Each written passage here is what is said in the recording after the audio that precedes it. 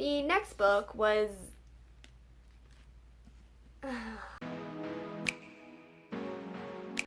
it's Tia and welcome back to my channel. So today I'm going to be sharing with you all of the books that I read in June. So June was kind of a slow month reading wise because I hadn't read for most of the school year and it was Pride Month, so I wanted to read a bunch of queer books, but I didn't read as many as I wanted to and that kind of discouraged me, and then I kind of went through a time.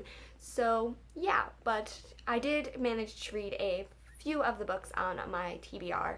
So the first book that I read and rated 5 stars was Red, White, and Royal Blue by Casey McQuiston.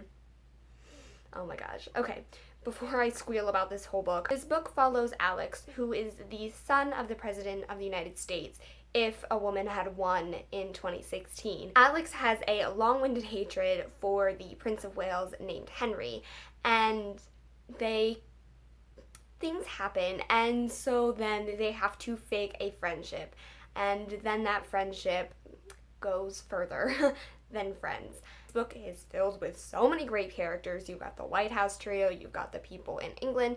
It's fantastic.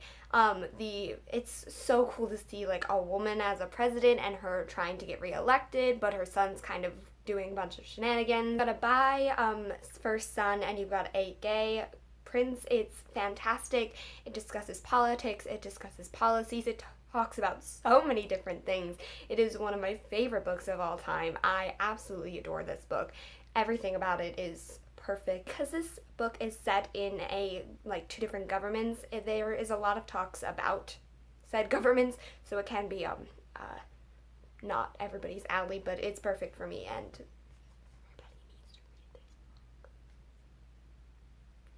so after that mind-blowing book, I decided to read the book that everybody else was mind-blown by, and that is The 7 Husbands of Evelyn Hugo by Taylor Jenkins Reid. This book follows Evelyn Hugo, who is retelling her life story to a woman named Monique, who is going to write her memoir. Evelyn was married 7 times to 7 different husbands. And Monique is to figure out what happened with all of the husbands and Evelyn's one true love and just recount everything, and it's heartbreaking and amazing and gushing. It's fantastic. I did rate this 4.5 out of 5 stars, however, because Evelyn Hugo was fantastic. She's a flawed character and she's amazing and I love her. Same for Celia St. James. However, this book also follows Monique, as it is her being told the story. I didn't like Monique. She just irritated me a lot. And I understand in books you have to have the character that doesn't understand a lot so the readers can understand, like in Harry Potter or Percy Jackson. I get it. But if I could figure out what's happening, I didn't think it was necessary for Monique to ask, why is that? She literally just told you, why is that? So I knocked off 0.5 because it wasn't a large part of the story, but it was kind of annoying. So yeah, other than that, this book is great. I loved seeing Evelyn interact with Celia and Harry and all of them. It was so good. I love old Hollywood and things like that, and this book just blew me away, truly. Oh my god. The next book I read was What If It's Us by Becky Albertalli and Adam Silvera. This book follows Arthur and Ben. Arthur's in the city for the summer, and Ben just broke up with his cheating boyfriend. So they meet in a post office, and they just figure that the universe will not put them back together because the universe is against them. However, both boys work to find each other again, and they end up meeting and having a whirlwind summer romance. I rated this book 2 stars.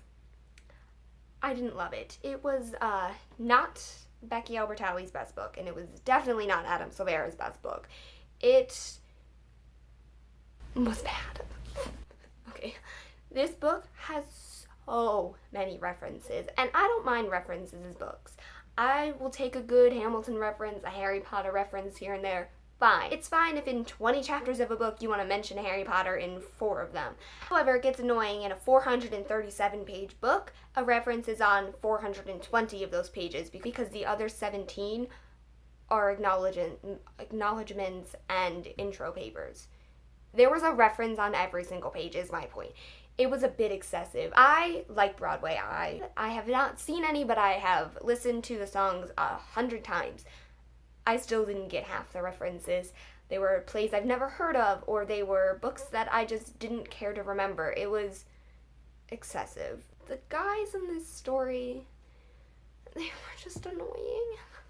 They were so annoying. Arthur was supposed to be an unlikable character. I get that. That's fine. But there comes a point where you just gotta stop being annoying. That's a perfect review. I can't explain it because it doesn't make any sense how I'm trying to like deliver this mini review. They were just annoying. There was a lot. It's a lot to unpack. I don't want to bash it, but I also yeah. After that book, which was not great, as you could tell by that lovely mini review. Unfortunately, I'm a critical reviewer. I think of everything very critically. I think of every little mini thing they say as something bigger and important. So the next book I read, on the surface, it was great. However, the more I thought about it, the more I was very disappointed. And that was Anger is a Gift by Marco Shiro. I was originally going to rate this 4 stars because it made me very emotional. It made me think deeply. However, it had a lot of little things underneath that I didn't really think about until after I'd finished it and I'd read some reviews. It is not great. So this book follows Morris. And Morris's father was killed by a police officer when he was young. And now in their school, there's police, and there's like books that are like photocopied and they have them like strung together, and teachers have to buy equipment, and they're trying to add metal detectors, and there's all these things, and it's such a solid like baseline for a book. It's something that's very important, very relevant, very necessary to read about. However, there's some little things like that you dig a little deeper and you realize, I don't feel like we should be doing that. So, first of all, there is a lot of representation in this book. There are Black, Latinx, undocumented, disabled, so many different queer people. The ones that I can think of off the top of my head. There's ace, gay, bi, romantic, and a few others that I'm not quite thinking of, but there's a lot of representation. However, there's a lot of characters, and they were all introduced within 20 pages. They all have similar names, and there's a lot of them.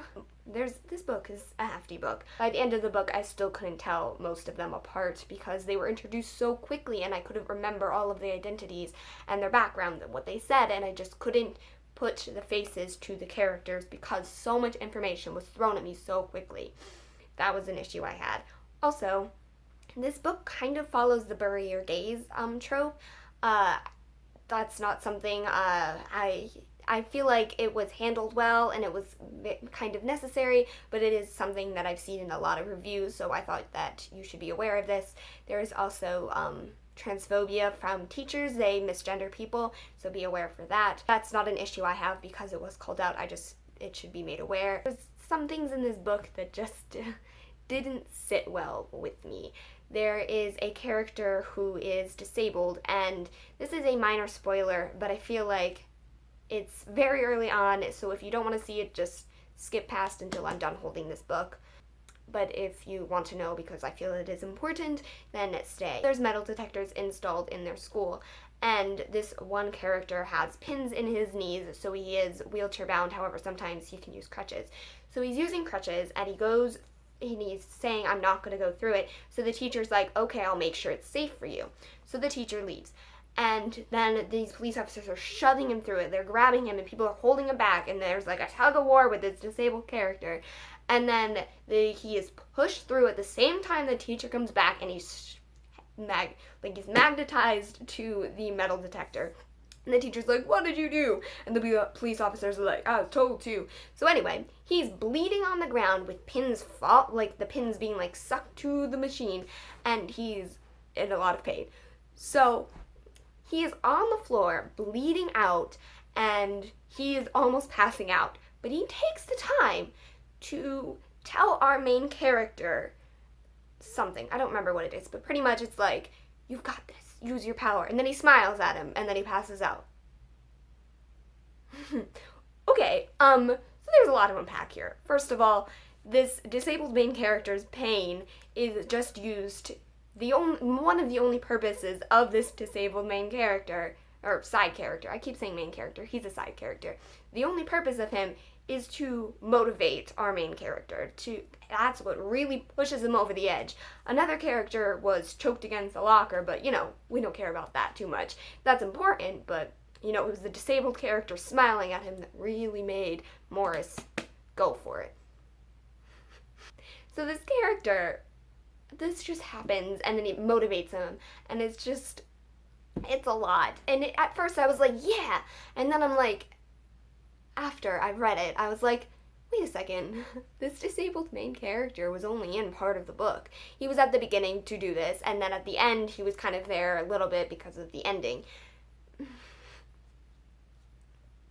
I feel like, when was this book published? Like 2017, 2018, something like that. I feel like this shouldn't be in books still. I am an able-bodied person, so maybe I misinterpreted this.